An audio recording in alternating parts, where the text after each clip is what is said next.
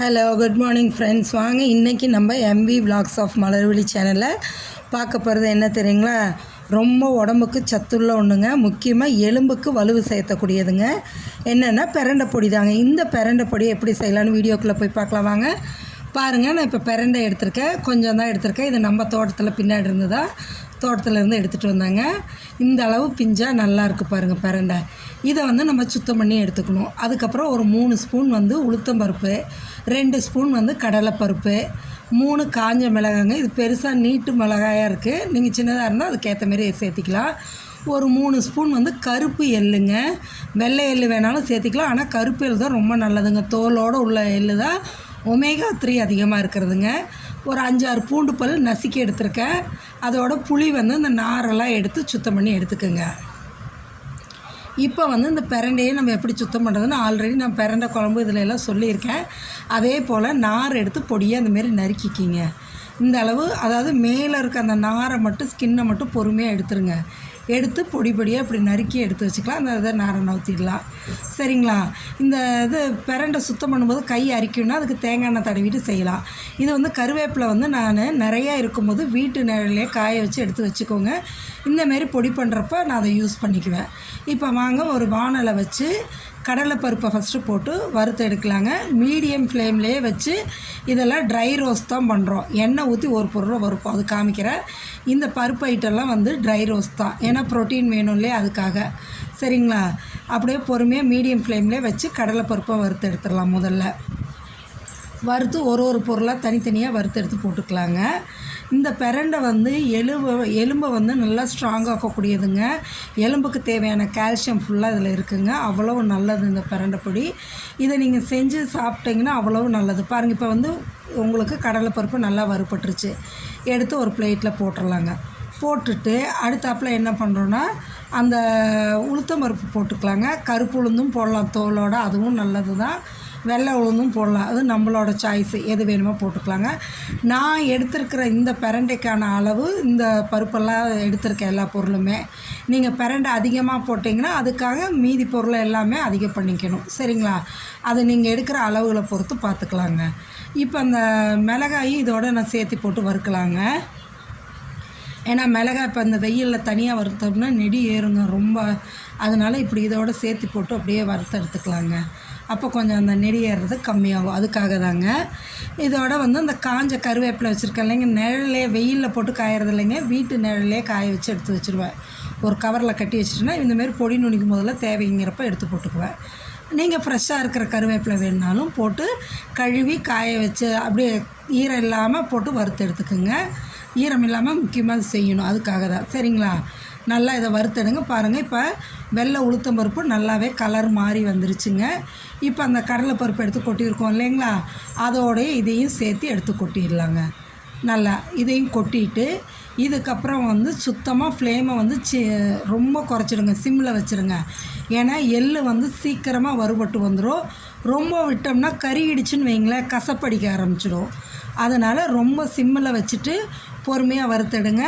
இது எப்படி வறுபட்டதுன்னு பார்த்திங்கன்னா, பொரிஞ்சு வெடிக்கும். நல்லா வெடித்து வரும்போது பார்த்திங்கன்னா வெள்ளை வெள்ளையாக அப்படியே பொரி இதான மாரி தெரியும்.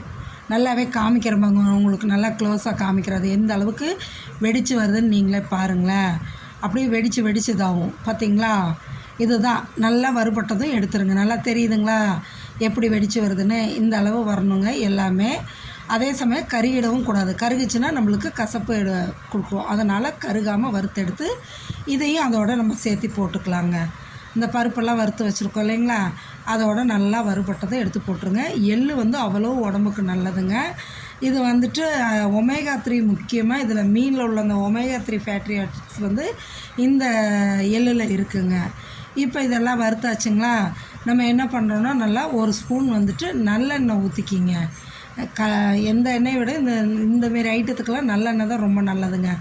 ஒரு ஸ்பூன் நல்லெண்ணெய் ஊற்றிட்டு நம்ம நறுக்கி வச்சுருக்க பிரண்டை இருக்குது இல்லைங்களா, அதை போட்டு நல்லா வதக்கி எடுங்க. இந்த க்ரீனிஷாக இருக்கிற பிரண்டை டோட்டலாக அப்படியே கலர் சேஞ்ச் ஆகிடுங்க. அந்த அளவு வதக்கணுங்க. அப்போ தான் நல்லா வெந்தும் வந்துடும். நல்லா உங்களுக்கு வதங்கி வரும்போது நல்லா வெந்துடும்.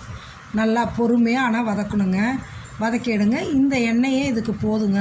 நிறையெல்லாம் வேண்டாம், ஒரு ஸ்பூன் ஊற்றினாவே போதும்.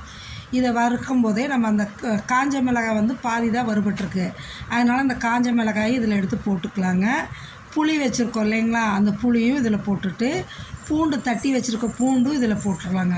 போட்டு பொறுமையாக வதக்கிடுங்க. இந்த கலர் அப்படியே பூண்டெல்லாம் பார்த்திங்கன்னா வதங்கி நல்லா கலர் சேஞ்ச் ஆகும், இந்த பிரண்டையும் கலர் சேஞ்ச் ஆகிடும். இப்போ நல்லா இதை வதக்கி எடுத்துட்டோன்னு வைங்களேன், இதையும் தனியாக எடுத்து ஒரு பிளேட்டில் போட்டுருங்க. போட்டு அதை எல்லாமே ஆற வச்சுருங்க. நல்லா ஆறுனதுக்கப்புறம் ட்ரையாக, அதாவது மிக்ஸி ஜார் வந்து ஈரமே இருக்கக்கூடாதுங்க. ஈரமே இல்லாமல் இருக்கிற மிக்ஸி ஜாரில் தான் நம்ம போட்டு அரைக்கணுங்க. அவ்வளவு நல்லது இந்த பிரண்டை பொடி. பாருங்கள், இந்த அளவுக்கு கலர் சேஞ்ச் ஆகி வரணுங்க. இப்படி வெந்து வந்தால் தான் உங்களுக்கு நல்லாயிருக்கும். நீங்கள் 1 மாதம் இல்லை 2 மாதம் இல்லை வெளியவே நீங்கள் வச்சு யூஸ் பண்ணலாம், கெட்டு போகாதுங்க. ஈரம் இல்லாத ஒரு ஸ்பூனை போட்டு எடுத்துக்கணும் பொடியை, சரிங்களா? அந்த அளவு நீங்கள் வந்து ஒரு ஏர்டைட் கண்டெய்னரில் போட்டு வச்சுக்கிட்டிங்கன்னா அவ்வளோ கரெக்டாக இருக்கும். இப்போ நம்மளுக்கு நல்லா பிரண்டை பூண்டு எல்லாமே வதங்கி வந்துருச்சுங்க.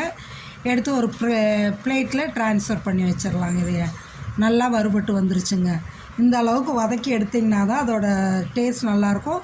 என்னடா அந்த பருப்பு ஐட்டத்தோடு இதையும் போட்டு அரைச்சாங்கன்னா ஒரு மாதிரி இருக்குமேன்னு நினைக்காதீங்க, சூப்பராக இருக்குங்க. ரெண்டும் ஒன்றா தான் போட்டு நம்ம மிக்ஸி ஜாரில் அரைச்சி எடுக்க போகிறோங்க. பருப்பு, அந்த உளுத்தம்பருப்பு, கடலைப்பருப்பு இதெல்லாம் இப்போ இந்த சூட்டோடய என்ன பண்ணலான்னா நம்ம கொஞ்சம் பெருங்காயத்தூள் போட்டுடலாங்க.